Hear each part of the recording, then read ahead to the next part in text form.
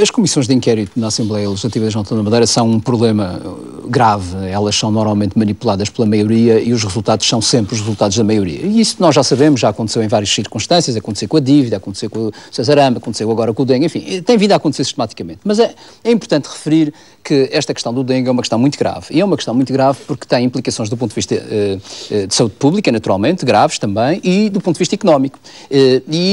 O que nos parece da avaliação que se fez, não só desta comissão de inquérito, mas de outras pessoas que fomos ouvindo, é que houve uma séria negligência relativamente à forma de combate do dengue.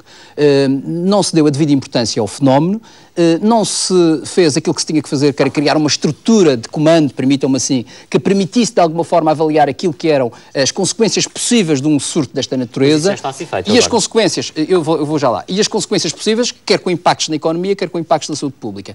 Ora, a Madeira está neste momento numa situação em que tem que ver com o dengue, tem que saber viver com o dengue, mas as populações têm que ter orientações para poderem, de alguma forma, ultrapassar este problema.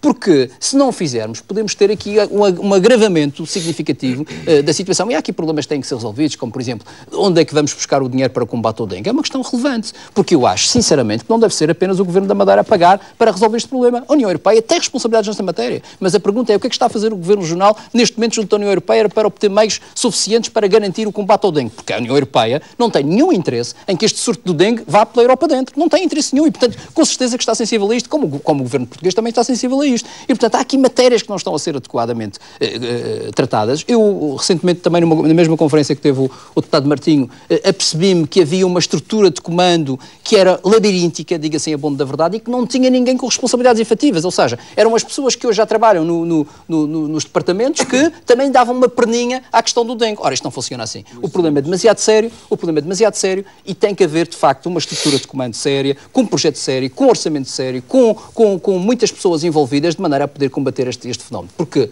no dia em que morrer uma pessoa por causa do dengue na Madeira, a situação complica-se significativamente. E complica-se não só pelo medo que vai criar na população da Madeira e pelo stress, digamos assim, que isso vai criar nas pessoas, mas sobretudo do ponto de vista económico e do ponto de vista político.